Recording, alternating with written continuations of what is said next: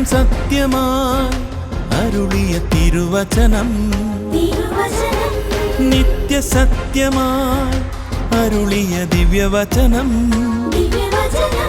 ശാന്തിയായി ദീപമായി നമ്മിൽ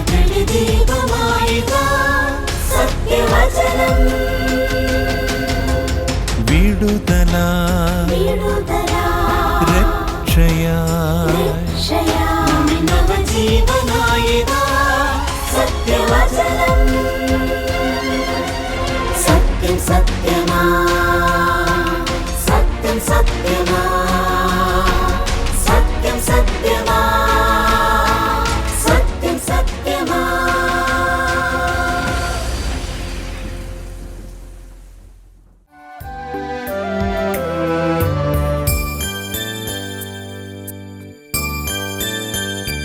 യഹോവേ നീ എത്ര നല്ലവൻ, യഹോവേ നീ എത്ര വലിയവൻ, യഹോവേ നീ എത്ര നല്ലവൻ, യഹോവേ നീ എത്ര വലിയവൻ.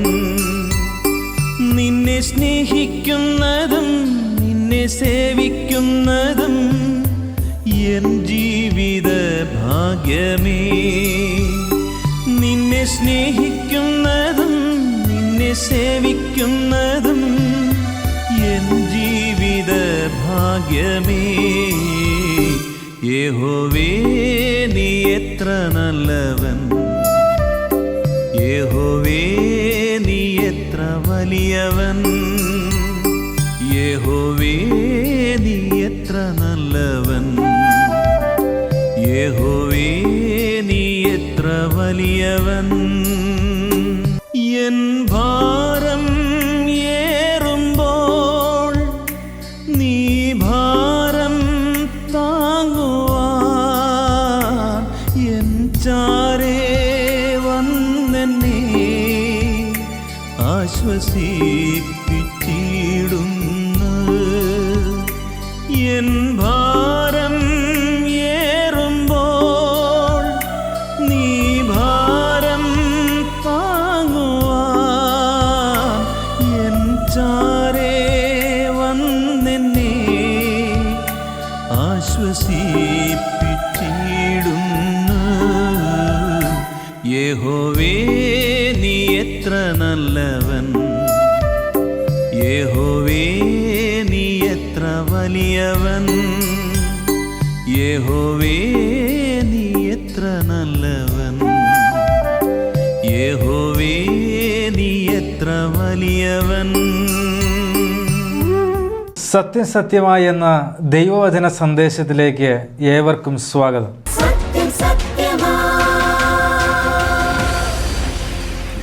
കർത്താവിൻ്റെ നാമത്തിന് മഹത്വം ഉണ്ടാകട്ടെ. എന്നെ ശ്രദ്ധിച്ചുകൊണ്ടിരിക്കുന്ന എല്ലാ പ്രിയപ്പെട്ടവർക്കും സ്നേഹവന്ദനം. നമ്മൾ ലൂക്കോസിൻ്റെ സുവിശേഷം നമ്മൾ വായിക്കുമ്പോൾ കർത്താവിൻ്റെ ഗലീലയിലുള്ള ശുശ്രൂഷയാണ് ആദ്യ ഭാഗങ്ങളിൽ നമ്മൾ കാണുന്നത്. എന്നാൽ പിന്നീട് നമ്മൾ ശ്രദ്ധിക്കുമ്പോൾ ഗലീല വിട്ട് യെരുശലേമിലേക്കുള്ള യാത്രയിൽ അനവധി പ്രവർത്തനങ്ങൾ കർത്താവ് ചെയ്യുന്നുണ്ട്. കർത്താവ് ചില രോഗികൾക്ക് സൗഖ്യം കൊടുക്കുന്നുണ്ട്. അതുപോലെ തന്നെ തനിക്കെതിരെ പ്രതികരിച്ചുകൊണ്ടിരിക്കുന്ന പരിസയന്മാരോട് പല വിഷയങ്ങളെ ഊന്നി പറഞ്ഞുകൊണ്ട് കർത്താവ് സംസാരിക്കുന്നതായിട്ട് കാണാൻ സാധിക്കും. അവർക്ക് മറുപടി പറയുന്നതായിട്ട് കാണാൻ സാധിക്കും. അപ്പോൾ കർത്താവ് സന്തോഷത്തെക്കുറിച്ച് കർത്താവ് ഒരു ഉപമയിലൂടെ അവരോട് സംസാരിക്കുകയാണ്. ലൂക്കോസിൻ്റെ സുവിശേഷം 15-ാം അധ്യായത്തിൻ്റെ 11 തുടങ്ങി 32 വരെയുള്ള വേദഭാഗങ്ങളാണ് നാം ആ വിഷയത്തിൽ ഇന്ന് തിരഞ്ഞെടുത്തിട്ടുള്ളത്. അവിടെ കർത്താവ് പറയുന്നത് മടങ്ങിവരവിൻ്റെ സന്തോഷത്തെക്കുറിച്ചാണ്. ഒരുപക്ഷെ ആ വേദഭാഗം വായിച്ചിട്ടുള്ള എല്ലാ ആളുകളും ധൂർത്തുപുത്രൻ്റെ കഥ എന്നാണ് പൊതുവെ പറയാറുള്ളത്. എന്നാൽ ഈ വേദഭാഗം വായിക്കുമ്പോൾ സ്നേഹവാനായ പിതാവിൻ്റെ കഥ എന്ന് നമുക്ക് ചിന്തിക്കാൻ സാധിക്കും. ഞാൻ ആ വേദഭാഗം പെട്ടെന്ന് ഒന്ന് വായിച്ച് കേൾപ്പിക്കാം. ലൂക്കോസിൻ്റെ സുവിശേഷം 15-ാം അധ്യായം അതിൻ്റെ 11 മുതലുള്ള വാക്യങ്ങളെല്ലാം. പിന്നെയും അവൻ പറഞ്ഞത്, ഒരു മനുഷ്യന് 2 പുത്രന്മാരുണ്ടായിരുന്നു. അവരിൽ ഇളയവൻ അപ്പനോട്, അപ്പ, വസ്തുവിൽ എനിക്ക് വരേണ്ട പങ്ക് തരണമേ എന്ന് പറഞ്ഞു. അവൻ അവർക്ക് മുതൽ പകുത്തു കൊടുത്തു. ഏറെ നാൾ കഴിയും മുമ്പേ ഇളയവൻ സകലതും സ്വരൂപിച്ച് ദൂരദേശത്തേക്ക് യാത്രയായി അവിടെ ദുർനടപ്പുകാരനായി ജീവിച്ചു. വസ്തുവക നാനാവിധമാക്കി കളഞ്ഞു. എല്ലാം ചെലവഴിച്ച ശേഷം ആ ദേശത്ത് കഠിന ക്ഷാമം ഉണ്ടായിട്ട് അവന് മുട്ടുവന്നു തുടങ്ങി. അവൻ ആ ദേശത്തിലെ പൗരന്മാരിൽ ഒരുത്തനെ ചെന്ന് ആശ്രയിച്ചു. അവനെ തൻ്റെ വയലിൽ പന്നിയെ മേയ്പ്പാൻ അയച്ചു.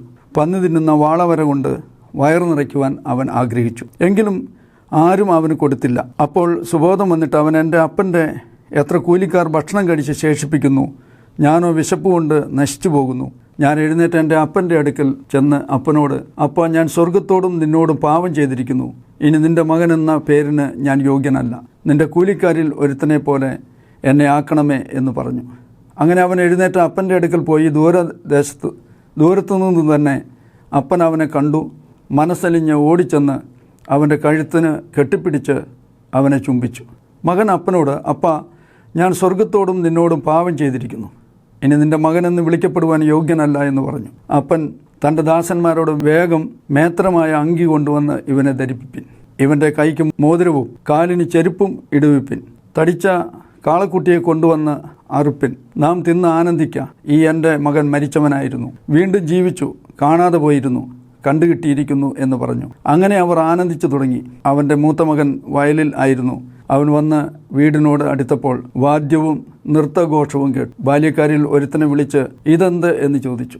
അവനോട്, നിന്റെ സഹോദരൻ വന്ന് നിന്റെ അപ്പൻ അവനെ സൗഖ്യത്തോടെ കിട്ടിയതുകൊണ്ട് തടിച്ച കാളക്കുട്ടിയെ അറുത്തു എന്ന് പറഞ്ഞു. അപ്പോൾ അവൻ കോപിച്ച് അകത്ത് കടപ്പാൻ മനസ്സില്ലാതെ നിന്നു. അപ്പൻ പുറത്തു വന്ന് അവനോട് അപേക്ഷിച്ചു. അവനോട്, ഇത്ര കാലമായി ഞാൻ നിന്നെ സേവിക്കുന്നു, നിന്റെ കൽപ്പന ഒരിക്കലും ലംഘിച്ചില്ല.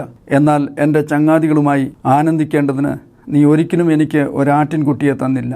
വേശ്യമാരോടുകൂടി നിന്റെ മുതൽ തിന്നുകളഞ്ഞ ഈ നിന്റെ മകൻ വന്നപ്പോഴോ തടിച്ച കാളക്കുട്ടിയെ അവന് വേണ്ടി അറുത്തുവല്ലോ എന്ന് പറഞ്ഞു. അവനോട്, മകനെ, നീ എപ്പോഴും എന്നോടുകൂടെ ഇരിക്കുന്നുവല്ലോ, എനിക്കുള്ളതെല്ലാം നിൻ്റേത് ആകുന്നു. നിൻ്റെ ഈ സഹോദരനോ മരിച്ചവനായിരുന്നു, വീണ്ടും ജീവിച്ചു, കാണാതെ പോയിരുന്നു, കണ്ടുകിട്ടിയിരിക്കുന്നു.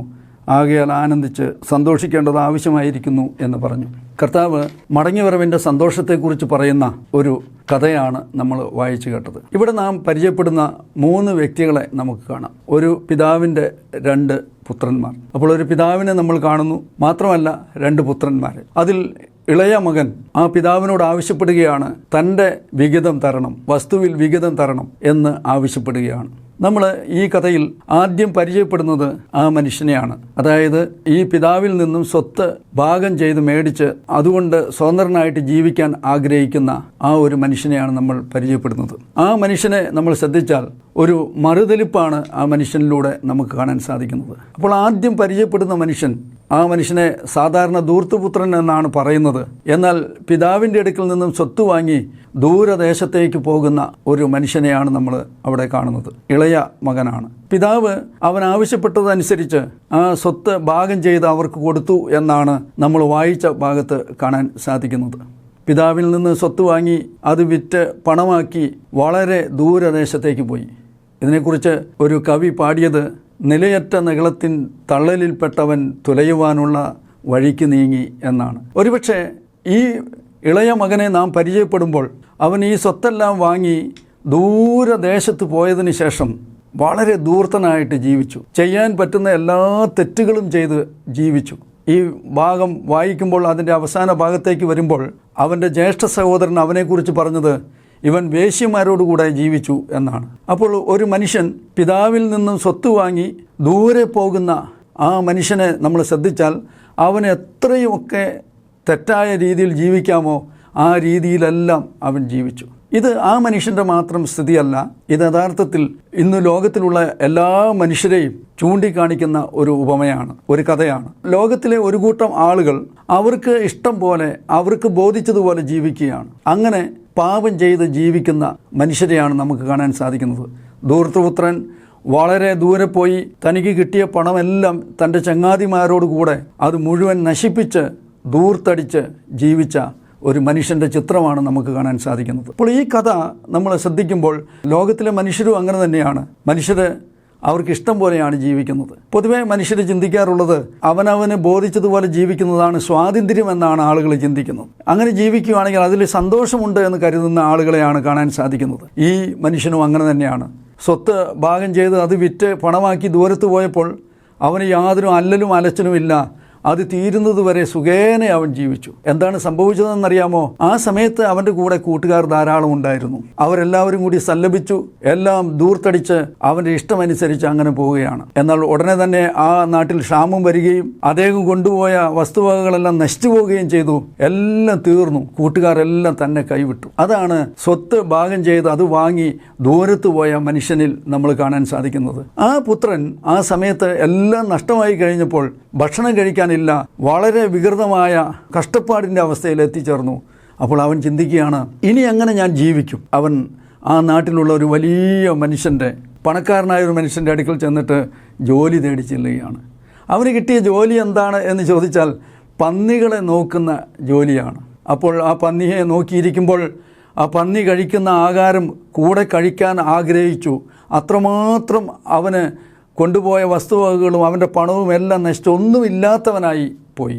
അതാണ് നമുക്ക് കാണാൻ സാധിക്കുന്നത്. അപ്പോൾ അവന് ആ സമയത്ത് അവിടെ ഇരുന്ന് ചിന്തിക്കുകയാണ്. എന്താണ് ചിന്തിക്കുന്നതെന്നറിയാമോ? എന്തായാലും ഞാൻ പിതാവിൽ നിന്ന് വാങ്ങിയതെല്ലാം നഷ്ടമായി പോയി, എല്ലാം നശിപ്പിച്ചു. ഇനി ഞാൻ മടങ്ങി വേഗം തന്നെ എൻ്റെ പിതാവിൻ്റെ അടുക്കിലേക്ക് പോകും. ആ പിതാവിൻ്റെ അടുത്ത് ചെന്നിട്ട് ഞാൻ പറയും. എന്താണ് പറയുക എന്ന് ചോദിച്ചാൽ, ഞാൻ കൊള്ളില്ലാത്ത ഒരു മനുഷ്യനാണ്, നിൻ്റെ ദാസനെ പോലെ മാത്രം എന്നെ കരുതിയാൽ മതി, നിൻ്റെ മകനായിട്ട് നീ ഒരിക്കലും എന്നെ കണക്കാക്കണ്ട, നിൻ്റെ ദാസന്മാരിൽ ഒരാളായിട്ട് കണക്കാക്കണം എന്ന് അവൻ പറയും എന്ന് അവനെക്കുറിച്ച് തന്നെ ചിന്തിക്കുകയാണ് ചെയ്യുന്നത്.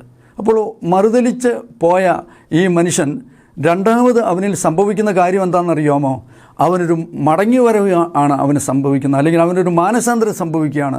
അവൻ തന്നിലേക്ക് തന്നെ തിരിഞ്ഞിട്ട് അവൻ പറയുകയാണ്, ഞാൻ പിതാവിൻ്റെ അടുക്കൽ പോയിട്ട് പിതാവിനോട് പറയും, ഞാൻ എല്ലാം നഷ്ടമാക്കിയിട്ടുണ്ട്, അതുകൊണ്ട് ഞാൻ നിൻ്റെ അടുക്കലേക്ക് മടങ്ങി വരുവാണ്, നിൻ്റെ ദാസനെ പോലെ കണക്കാക്കണം എന്ന് ഞാൻ പറയും എന്ന് അവൻ പറയുകയാണ്. എന്നാൽ പിതാവിൻ്റെ അടുക്കലേക്ക് അവൻ നടന്നു വരുമ്പോൾ ദൂരത്തു നിന്ന് തന്നെ ആ പിതാവ് അവനെ കണ്ടു. നോക്കണം, സ്നേഹവാനായ പിതാവ് ഓടിച്ചെന്ന് അവനെ കെട്ടിപ്പിടിക്കുകയാണ് ചെയ്യുന്നത്. പ്രിയമുള്ളവരെ, അവനെ കെട്ടിപ്പിടിച്ച് അവനെ വീട്ടിലേക്ക് കൂട്ടിക്കൊണ്ടുവന്നു.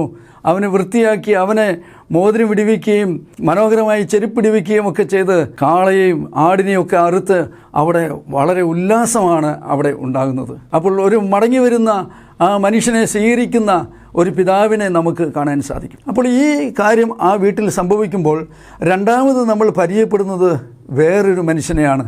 എന്താണ് എന്നറിയാമോ? അത് അവൻ്റെ ജ്യേഷ്ഠ സഹോദരനാണ്. ജ്യേഷ്ഠ സഹോദരൻ തനിക്ക് കിട്ടിയ വസ്തുവിൽ പണിയെടുക്കാൻ പോയ ആളാണ്. വയലിൽ പണിയെടുത്തുകൊണ്ടിരിക്കുമ്പോഴാണ് അവിടെ നിന്ന് വരുന്നത്.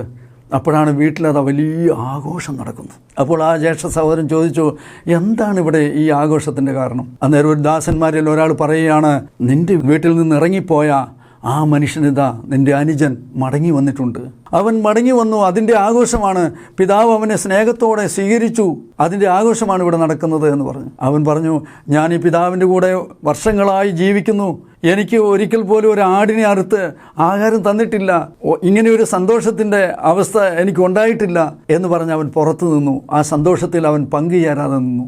പ്രിയമുള്ളവരെ, ഇവിടെ നാം 3 വ്യക്തികളെ പരിചയപ്പെടുകയാണ്. ഒന്ന്, സ്വത്ത് ഭാഗം ചെയ്തു കൊടുക്കുന്ന പിതാവിനെയാണ് നമ്മൾ ആദ്യം കണ്ടത്. രണ്ടാമത്, സ്വത്ത് വാങ്ങി അതുമായി ഇഷ്ടമനുസരിച്ച് ജീവിക്കുന്ന ഒരു പുത്രനെ നമ്മൾ കാണുന്നു, ആ ഇളയ മകനെ നമ്മൾ കാണുന്നു. മൂന്നാമത്, പിതാവിൻ്റെ കൂടെ തന്നെ പിതാവിനെ അനുസരിച്ച് പിതാവ് പറയുന്നത് പോലെ പിതാവിൻ്റെ ഇഷ്ടം ചെയ്ത് ജീവിക്കുന്നു എന്ന് ചിന്തിക്കുന്ന ആ മൂത്ത പുത്രനെ നമ്മൾ കാണുന്നു. എന്നാൽ ഈ 2 പുത്രന്മാരിൽ ആരെ പോലെയാണ് നമ്മൾ എന്ന് നമുക്ക് ചിന്തിക്കേണ്ടതുണ്ട്. കേൾവിക്കാരായ നിങ്ങൾ ഈ 2 പുത്രന്മാരിൽ ആരെ പോലെയാണ് എന്ന് ഒന്ന് ചിന്തിക്കുന്നത് നല്ലതാണ്. ഒരുപക്ഷെ നാം വിചാരിക്കും, സ്വത്ത് മേടിച്ച് ദൂരെ പോയ മകനാണ് മോശക്കാരൻ എന്ന് ഒരുപക്ഷെ ചിന്തിക്കാം. ശരിയാണ്, അവൻ മോശമാണ്. എന്നാൽ സ്വത്തൊന്നും മേടിക്കാതെ പിതാവിൻ്റെ കൂടെ ജീവിച്ച മനുഷ്യനോ, അവൻ്റെ ഹൃദയാവസ്ഥ അവൻ പറയുകയാണ്, ഞാനിവിടെ പണിയെടുക്കുന്നു, ഞാൻ നന്നായിട്ട് ജീവിക്കുന്നു, ഞാൻ പിതാവിന് എതിരായിട്ട് ഒന്നും ചെയ്തിട്ടില്ല എന്ന് പറയുകയാണ്. ഈ 2 മനുഷ്യരെയും നമ്മൾ നോക്കിയാൽ, ഒരാൾ പിതാവിൻ്റെ കൂടെ ജീവിക്കുന്നുവെങ്കിലും ഉള്ളുകൊണ്ട് പിതാവിൽ നിന്ന് അകന്ന് ജീവിക്കുന്ന മനുഷ്യനാണ്.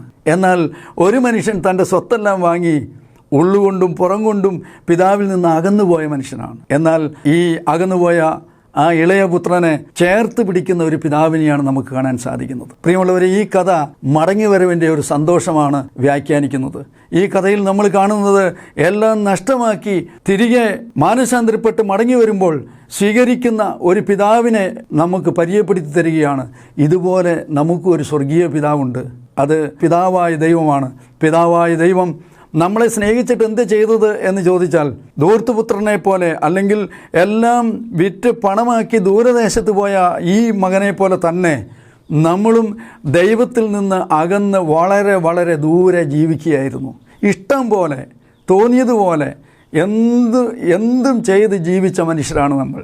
എന്നാൽ നമ്മളെ സ്നേഹിച്ച് ഇറങ്ങി വന്ന ഒരു ദൈവത്തിൻ്റെ പുത്രനെ ബൈബിൾ പരിചയപ്പെടുത്തുകയാണ്. അത് കർത്താവായ യേശുക്രിസ്തുവാണ്. യേശുക്രിസ്തു ഈ ഭൂമിയിൽ വന്നത് നമ്മളെ രക്ഷിക്കാനാണ്. ഇതാ ഈ ഇളയ മകൻ തൻ്റെ ജീവിതത്തെക്കുറിച്ച് മനസ്സിലാക്കി താൻ എഴുന്നേറ്റ് ഞാൻ പിതാവിൻ്റെ അടുക്കിലേക്ക് പോകും, ഞാൻ തെറ്റുകാരനാണ് എന്ന് പിതാവിൻ്റെ അടുക്കൽ പറഞ്ഞ് താൻ പിതാവിൻ്റെ അടുക്കൽ കുറ്റസമ്മതം നടത്തി കുറ്റം ഏറ്റുപറഞ്ഞ് അങ്ങനെ മാനസാന്തരപ്പെട്ട് പിതാവിൻ്റെ അടുക്കിലേക്ക് മടങ്ങുകയാണ് ചെയ്യുന്നത്.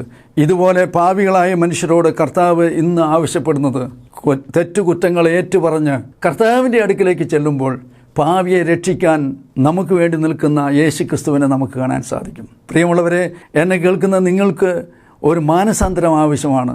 ഈ ഇളയ മകൻ എല്ലാം നഷ്ടമാക്കിയ മകന് മടങ്ങി വരാൻ ആവശ്യമുണ്ട്. അവന് മാനസാന്തരം ആവശ്യമാണ്. അതുപോലെ തന്നെ ഈ ഇളയ മകൻ മടങ്ങി വന്നപ്പോൾ ആ സന്തോഷത്തിൽ പങ്കുചേരാതെ എല്ലാം ചെയ്യുന്നു എല്ലാം കറക്റ്റാണ്, യാതൊരു പ്രശ്നവുമില്ല, പ്രവൃത്തികളെല്ലാം നന്നായി ചെയ്യുന്നു എന്ന് അവകാശപ്പെടുന്ന മൂത്ത മകനും ഒരു മടങ്ങി വരവിൻ്റെ ആവശ്യമുണ്ട്. അതുകൊണ്ട് ആ പിതാവ് ഇറങ്ങി ചെന്നിട്ട് പറയുകയാണ്, ഇതാ നിൻ്റെ ഇളയ മകൻ മരിച്ചവനായിരുന്നു, അവനിപ്പോൾ ഇതാ ജീവിക്കുന്നു, അവനിതാ മടങ്ങി വന്നിരിക്കുന്നു, ഈ സന്തോഷത്തിൽ നീ പങ്കുചേരണം എന്ന് അവനോട് ആവശ്യപ്പെടുകയാണ്.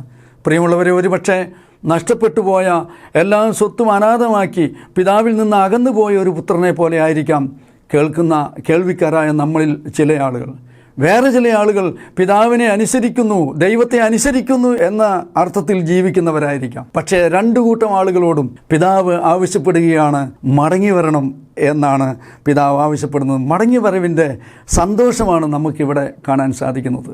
അതുകൊണ്ട് എൻ്റെ കേൾവിക്കാരായ പ്രിയപ്പെട്ടവരെ, ഇന്ന് നിങ്ങളുടെ ജീവിതത്തെക്കുറിച്ച് ചിന്തിക്കണം. ഈ ഇളയ പുത്രൻ മാനസാന്തരപ്പെട്ട് മടങ്ങി വന്നതുപോലെ തന്നെ ജീവിതത്തിൽ എനിക്ക് ഒരു മാനസാന്തരം ആവശ്യമുണ്ട്. ഞാൻ പാപിയായ മനുഷ്യനാണ്, ഞാൻ തെറ്റ് ചെയ്ത് ദൈവത്തിൽ നിന്ന് അകന്നുപോയ മനുഷ്യനാണ് എന്ന് മനസ്സിലാക്കുന്നു എങ്കിൽ ഒരു മടങ്ങി വരവ് നിശ്ചയമായിട്ടും ആവശ്യമാണ് എന്ന് ബൈബിൾ വളരെ വ്യക്തമായിട്ട് പറയുകയാണ്. പ്രിയമുള്ളവരെ, ഞാനും നിങ്ങളും മാനസാന്തരപ്പെടേണ്ട ആവശ്യമുണ്ട് എന്ന് കർത്താവ് പറയുകയാണ്. നമ്മൾ ഈ രണ്ട് പുത്രന്മാരെയും നമ്മൾ ശ്രദ്ധിച്ചാൽ, ഒരാൾക്ക് അവൻ്റെ തെറ്റിനെക്കുറിച്ച് നല്ല ബോധ്യമുണ്ട്, അവൻ വളരെ വീണുപോയി, അവൻ അകന്നുപോയി, തെറ്റ് ചെയ്തു പോയി എന്ന ബോധ്യത്തിലാണ് അവൻ തന്നിൽ തന്നെ മാനസാന്തരപ്പെട്ട് മടങ്ങി വരുവാൻ തീരുമാനിച്ചത്. എന്നാൽ മൂത്ത പുത്രനെ നമ്മൾ നോക്കുമ്പോൾ അവന് യാതൊരു മാനസാന്തരവും ആവശ്യമില്ല എന്നാണ് അവൻ ചിന്തിക്കുന്നത്. പിതാവ് പറയുന്നത് പോലെയൊക്കെ ജീവിക്കുന്നു, എല്ലാ നല്ല കാര്യങ്ങൾ ചെയ്യുന്നു, യാതൊരു കാര്യവും നഷ്ടമാക്കിയിട്ടില്ല, യാതൊരു മോശപ്രവൃത്തികളും ചെയ്തിട്ടില്ല എന്ന് അവകാശപ്പെടുന്ന മൂത്ത പുത്രനെയാണ് നമുക്ക് കാണാൻ സാധിക്കുന്നത്. ഇന്ന് ലോകത്തിൽ മനുഷ്യർ ഈ രണ്ട് നിലയിൽ തന്നെ നമുക്ക് കാണാൻ സാധിക്കും. ഒന്നുകിൽ തെറ്റുകുറ്റങ്ങൾ ചെയ്ത് ജീവിക്കുന്ന ധൂർത്തുപുത്രനെ പോലെ, അല്ലെങ്കിൽ സകലതും നന്നായിട്ട് ചെയ്യുന്നു എന്ന് അവകാശപ്പെടുന്ന ഈ മൂത്ത പുത്രനെ പോലെ. എൻ്റെ കേൾവിക്കാരായ നിങ്ങളെ തന്നെ പരിശോധിക്കണം. ഒരുപക്ഷെ നിങ്ങൾ നന്നായിട്ട് ജീവിക്കുന്നു എന്ന് അവകാശപ്പെടുന്ന ആളുകളായിരിക്കാം. അല്ലെങ്കിൽ വേറൊരു തരത്തിൽ ചിന്തിക്കുകയാണെങ്കിൽ ഈ ധൂർത്തുപുത്രനെ പോലെ, എല്ലാം നഷ്ടമാക്കിയ ഈ പുത്രനെ പോലെ പിതാവിൽ നിന്ന് അകന്ന് ജീവിക്കുന്ന ആളായിരിക്കാം.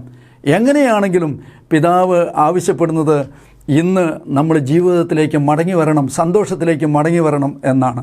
എങ്ങനെ നമുക്ക് സന്തോഷത്തിലേക്ക് മടങ്ങി വരാം? ഈ പിതാവിൻ്റെ അടുക്കിലേക്ക് ഈ ധൂർത്തപുത്രൻ വന്നിട്ട് പറഞ്ഞത്, ഞാൻ എല്ലാം നഷ്ടമാക്കി നിൻ്റെ ഒരു ദാസനെ പോലെ മാത്രം കണക്കാക്കിയാൽ മതി എന്ന് പറഞ്ഞ് മാനസാന്തരപ്പെട്ട് കഴിഞ്ഞപ്പോൾ, തെറ്റുകുറ്റങ്ങൾ ഏറ്റുപറഞ്ഞപ്പോൾ ആ പിതാവ് സ്വീകരിക്കുകയാണ്. ഇന്നും കർത്താവായ യേശുക്രിസ്തുവിൻ്റെ അടുക്കൽ വന്നിട്ട് ഒരു പാപിയായ മനുഷ്യൻ തൻ്റെ പാപത്തെ ഏറ്റുപറഞ്ഞ് ഞാനൊരു പാപിയാണ് എന്ന് സമ്മതിച്ച് അവൻ്റെ തെറ്റുകുറ്റങ്ങൾ ഏറ്റുപറഞ്ഞ് കർത്താവായ യേശുക്രിസ്തു നിൻ്റെ പാപത്തിൻ്റെ പകരമായി, നമ്മുടെ ഓരോരുത്തരുടെയും പാപത്തിൻ്റെ പകരമായി കുരിശിൽ മരിച്ചു എന്നുള്ള യാഥാർത്ഥ്യം മനസ്സിലാക്കി ജീവിതം യേശുക്രിസ്തുവിന് കൊടുക്കുമ്പോൾ ഈ പിതാവായ ദൈവം നമ്മെ സ്നേഹിക്കുവാൻ തയ്യാറാണ്, നമ്മളെ വീണ്ടെടുക്കുവാൻ തയ്യാറാണ്. അതിനാണ് കർത്താവായ യേശുക്രിസ്തുവിനെ ഈ ലോകത്തിലേക്ക് അയച്ചത്. എൻ്റെ പ്രിയമുള്ളവരെ, ഈ വീണ്ടെടുപ്പിൻ്റെ സാധ്യത നമ്മൾ തിരിച്ചറിയണം. അതുകൊണ്ട് മടങ്ങി വരവിൻ്റെ സന്തോഷം മനസ്സിലാക്കാതെ ചോദ്യങ്ങൾ ചോദിക്കുന്ന ഒരു കൂട്ടം ആളുകളെ ഈ ബൈബിൾ ഭാഗത്ത് നമുക്ക് കാണാം. അത് പരിസയന്മാരാണ്. അവർ മാനസാന്തരപ്പെടാതെ യേശുക്രിസ്തുവിനോട് ചില ചോദ്യങ്ങളാണ് ചോദിച്ചത്. ആ ചോദ്യങ്ങൾ ചോദിച്ച ആളുകൾക്ക് കർത്താവ് ഈ 2 പുത്രന്മാരിലൂടെ ഉത്തരം കൊടുക്കുകയാണ് ചെയ്യുന്നത്. പ്രിയമുള്ളവരെ, ഇന്ന് നിങ്ങളുടെയും ജീവിതത്തിൽ ചില ചോദ്യങ്ങളുണ്ടാകാം. യഥാർത്ഥത്തിൽ സന്തോഷിക്കാൻ സാധിക്കാത്തവരായിരിക്കാം. ധൂർത്തുപുത്രനെ പോലെ പിതാവിൽ നിന്ന് ദൂരെ പോയ ഈ മകനെ പോലെയായിരിക്കാം നിങ്ങൾ. എന്നാൽ ഇതാ, മടങ്ങി വരുവാൻ ദൈവം ആവശ്യപ്പെടുകയാണ്. ദൈവം സ്നേഹവാനായ ദൈവമാണ്. അവിടുന്ന് തൻ്റെ പുത്രനെ നൽകിക്കൊണ്ട് നമ്മളെ ഇത്രമാത്രം സ്നേഹിക്കുന്ന വേറൊരു ദൈവമില്ല. ഈ ദൈവം മടങ്ങി വരുവാൻ ആവശ്യപ്പെട്ടുകൊണ്ട് നമ്മളെ സമീപിക്കുകയാണ് ചെയ്യുന്നത്. അതുകൊണ്ട് ഇന്ന് നിങ്ങൾക്കൊരു മടങ്ങിവരവ് ആവശ്യമുണ്ടോ? നിങ്ങൾ പാപിയാണ് എങ്കിൽ ആ പാപത്തെ ഈ ധൂർത്തുപുത്രൻ ഏറ്റുപറഞ്ഞതുപോലെ തന്നെ ദൈവത്തോടെ ഏറ്റുപറഞ്ഞ് സകല കുറ്റബോധങ്ങളും ദൈവത്തിൻ്റെ മുമ്പാകെ ഏറ്റുപറഞ്ഞ് അത് ഏറ്റെടുക്കുവാൻ തയ്യാറുള്ള കർത്താവിൻ്റെ മേൽ സമർപ്പിക്കുന്നുവെങ്കിൽ എന്നേക്കുമായിട്ടുള്ള സന്തോഷത്തിലേക്ക് നമുക്ക് പ്രവേശിക്കാൻ സാധിക്കും. ഈ മടങ്ങിവരവിൻ്റെ സന്തോഷം അനുഭവിക്കുന്ന, അല്ലെങ്കിൽ ഈ സന്തോഷം വിവരിക്കുന്ന ഈ കഥ നിങ്ങളുടെയും ജീവിതത്തിൽ യാഥാർത്ഥ്യമായി തീരട്ടെ. ഈ സ്നേഹവാനായ പിതാവിനെ നിങ്ങൾ തിരിച്ചറിയണം എന്ന് വിനീതമായി ഞാൻ അപേക്ഷിക്കുകയാണ്. ദൈവത്തിൻ്റെ നാമം മഹത്വപ്പെടട്ടെ. ശോധനകൾ വന്നെൻ്റെ ജീവിതത്തിൽ ഏറുമ്പോൾ നല്ല സഖിയായി വന്നെന്നെ ആശ്വസിപ്പിച്ചിടുന്നു. ശോധനകൾ വന്നെൻ്റെ ജീവിതത്തിൽ ഏറുമ്പോൾ നല്ല സഖിയായി വന്നെന്നെ ആശ്വസിപ്പിച്ചിടുന്നു. യഹോവേ, നീ എത്ര നല്ലവൻ. യഹോവേ, നീ എത്ര വലിയവൻ. യഹോവേ, നീ എത്ര നല്ലവൻ. യഹോവേ, നീ എത്ര വലിയവൻ. നിന്നെ സ്നേഹിക്കുന്നതും നിന്നെ സേവിക്കുന്നതും എൻ ജീവിത ഭാഗ്യമേ. നിന്നെ സ്നേഹിക്കുന്നതും നിന്നെ സേവിക്കുന്നതും എൻ ജീവിത ഭാഗ്യമേ. യഹോവേ, നീ എത്ര നല്ലവൻ. യഹോവേ, നീ എത്ര വലിയവൻ. യഹോവേ, നീ എത്ര നല്ലവൻ. നാം ദൈവവചന സന്ദേശത്തിലൂടെ കേട്ടതുപോലെ ഇളയ മകൻ അപ്പൻ്റെ സ്വത്തിൽ നിന്ന് ഒരു വിഹിതം മേടിച്ച് ദൂരദേശത്തേക്ക് യാത്രയായി. തൻ്റെ കൂടെ ആ പണം ചെലവഴിക്കുവാനായിട്ട് അനേക കൂട്ടുകാർ കൂടെ ഉണ്ടായിരുന്നു. തൻ്റെ പണം മുഴുവനും ദൂർത്തടിച്ച് താൻ ചെലവഴിച്ചു. തൻ്റെ മൂത്ത മകനെക്കുറിച്ച് നാം വായിക്കുന്നത് അപ്പൻ്റെ കൂടെ ഉണ്ടായിരുന്ന മകൻ, എന്നാൽ ഹൃദയം കൊണ്ട് ദൂരെ അകന്നു നിന്ന ഒരു മനുഷ്യൻ. മൂത്ത മകനെക്കുറിച്ച് നാം തിരുവെഴുത്തിൽ വായിക്കുന്നത് അപ്പനോട് ചേർന്ന് നിന്ന മകനാണ്, എന്നാൽ ഹൃദയം കൊണ്ട് താൻ ദൂരെയായിരുന്നു. അതേ പ്രിയപ്പെട്ടവരെ, നാം ദൈവത്തിൽ നിന്ന് പാപം ചെയ്ത് അകന്നുപോയ മനുഷ്യരാണ്. ചിലർ ദൈവത്തിൽ നിന്ന് ദൂരെ അകന്നു മാറിയ മനുഷ്യർ, ഹൃദയം കൊണ്ട് പാപം ചെയ്ത് ദൈവത്തിൽ നിന്ന് അകന്നുപോയ പാപിയായിരിക്കുന്ന മനുഷ്യരാണ് നാം ഓരോരുത്തരും. റോമർക്കെഴുതിയ ലേഖനത്തിൽ നാം ഇങ്ങനെ വായിക്കുന്നു, ഒരു വ്യത്യാസവുമില്ല, എല്ലാവരും പാപം ചെയ്ത് ദൈവ തേജസ് ഇല്ലാത്തവരായി തീർന്നു. അതേ പ്രിയപ്പെട്ടവരെ, നാം എല്ലാവരും പാപം ചെയ്ത് ദൈവ തേജസ് നഷ്ടപ്പെട്ടവരാണ്. അങ്ങനെ പാപം ചെയ്ത് അകന്നുപോയ പാപിയായിരിക്കുന്ന മനുഷ്യനെ നീതിമാനായ വിശുദ്ധനായിരിക്കുന്ന ദൈവത്തിൻ്റെ അടുക്കിലേക്ക് കൊണ്ടുവരുവാൻ കർത്താവായ യേശുക്രിസ്തു 2000 വർഷങ്ങൾക്ക് മുമ്പ് കാൽവരിയിലെ ക്രൂശിൽ ബലിയായി തീർന്നു. കർത്താവായ യേശുക്രിസ്തുവിൻ്റെ ബലിയെക്കുറിച്ച് പറയുന്നത് അത് ഏക ബലിയാണ്, അത് സമ്പൂർണമായിരിക്കുന്ന ബലിയാണ്. പാപപരിഹാരത്തിന് വേണ്ടി നാം മറ്റ് പുണ്യപ്രവൃത്തികളോ മറ്റ് കർമ്മങ്ങളോ ചെയ്യേണ്ട ആവശ്യമില്ല. നമുക്ക് വേണ്ടി സമ്പൂർണമായിരിക്കുന്ന പൂർത്തീകരിച്ച ഒരു യാഗമാണ് കാൽവരിയിലെ ക്രൂശിൽ നടന്നത്. നാം ചെയ്യേണ്ടത് ആ യാഗബലിയിൽ വിശ്വസിക്കുക എന്നുള്ളതാണ്. അങ്ങനെ ആ യാഗബലിയിൽ വിശ്വസിക്കുന്നവർക്ക് പിതാവിൻ്റെ അടുക്കിലേക്ക് മടങ്ങി വരുവാനായിട്ട് സാധിക്കും. ഞങ്ങളെ കേൾക്കുന്ന പ്രിയപ്പെട്ടവരെ പല പ്രതിസന്ധികളൂടെ കടന്നു പോകുന്നവരാണ്. ഒരുപക്ഷെ രോഗത്തിൻ്റെ പ്രയാസത്തിലായിരിക്കുന്നവരുണ്ട്, കടബാധ്യതയിൽ മുങ്ങിത്താണുകൊണ്ടിരിക്കുന്ന പ്രിയപ്പെട്ടവരുണ്ട്. ഞാൻ ഇനി എന്തു ചെയ്യേണ്ടു, എൻ്റെ ജീവിതത്തിൽ ഇനി അനുഭവിക്കുവാനായിട്ട് മറ്റൊന്നുമില്ല എന്ന് പരാതി പറയുന്ന അനേകർ ഞങ്ങളുടെ ഈ സന്ദേശം കേൾക്കുന്നുണ്ട് എന്ന് ഞങ്ങൾക്കറിയാം. ഈ സന്ദേശത്തിലൂടെ നാം കേട്ടതുപോലെ പിതാവ് നമുക്ക് വേണ്ടി കാത്തിരിക്കുകയാണ്. നാം മടങ്ങി പിതാവിൻ്റെ അടുക്കിലേക്ക് ചെല്ലുമ്പോൾ സ്നേഹത്തോടെ സ്വീകരിക്കുന്ന, മാനസാന്തരപ്പെട്ട് തിരിഞ്ഞു വരുന്ന ഏതൊരു പാപിയായ മനുഷ്യനെയും സ്വീകരിക്കുന്ന പിതാവിൻ്റെ സ്നേഹത്തെ നാം തിരിച്ചറിയാതെ പോകരുത്. ആ സ്നേഹത്തിലേക്ക് മടങ്ങി വരുവാൻ ദൈവം നമ്മെ ഏവരെയും സഹായിക്കട്ടെ. നമുക്ക് പ്രാർത്ഥിക്കാം. ദൈവവചന സന്ദേശത്തിലൂടെ ഞങ്ങൾ കേട്ടതുപോലെ പിതാവിൻ്റെ സ്നേഹം എത്ര വലിയതാണ്. എന്നാൽ ആ പിതാവിൻ്റെ സ്നേഹത്തിൽ നിന്ന് ഞങ്ങൾ പാപം ചെയ്ത് ദൂരെ അകന്നുമാറിയ മനുഷ്യരായിരുന്നു. ദൈവം ഞങ്ങളെ സ്നേഹിക്കുന്നതുകൊണ്ട് ഞങ്ങളെ ദൈവത്തോട് അടുപ്പിക്കുവാൻ ഞങ്ങൾക്ക് വേണ്ടി തൻ്റെ പുത്രനെ ഭൂമിയിലേക്ക് അയച്ചു ഓർത്ത് നന്ദി പറയുകയാണ്. കർത്താവെ, ഞാൻ മരിക്കേണ്ട സ്ഥാനത്ത് കർത്താവായ യേശു ക്രിസ്തു എനിക്ക് പകരക്കാരനായി മരിച്ചു. ഞാൻ ഏൽക്കേണ്ട ചാട്ടുവാറടികൾ കർത്താവായ യേശു ക്രിസ്തു എനിക്ക് പകരമായി ഏറ്റു. കർത്താവെ, അവിടെ ഞങ്ങളെ സ്നേഹിച്ചു ഓർ ദൈവത്തെ സ്തുതിക്കുകയാണ്. കർത്താവെ, അവിടെ നിന്ന് ഞങ്ങളോട് കരുണ കാണിച്ചു, അവിടെ ഞങ്ങളോട് ദയ കാണിച്ചു ഓർ ദൈവത്തിന് നന്ദി പറയുകയാണ്. ഞങ്ങൾ നിത്യമായിരിക്കുന്ന നരകത്തിൽ ആ യാതനാ സ്ഥലത്ത് കിടക്കേണ്ടവരാണ്. എന്നാൽ ഞങ്ങളെ സ്നേഹിച്ചുകൊണ്ട് ഞങ്ങളെ രക്ഷിപ്പാനായി തൻ്റെ പുത്രനെ യാഗമായിട്ട് അർപ്പിച്ചു ഓർത്തു സ്തോത്രം. കർത്താവെ, ഞങ്ങളെ കേൾക്കുന്ന പ്രിയപ്പെട്ടവരും ദൈവത്തിൻ്റെ മകനായി തീരുവാൻ അവിടെ ഞങ്ങൾ സഹായിക്കണമെന്നോർത്ത് പ്രാർത്ഥിക്കുന്നു. പ്രാർത്ഥന യാചന അവിടുന്ന് കേട്ടതോർത്ത് സ്തോത്രം. എല്ലാ യേശു ക്രിസ്തുവിൻ്റെ ധന്യമുള്ള നാമത്തിൽ തന്നെ ആമേൻ.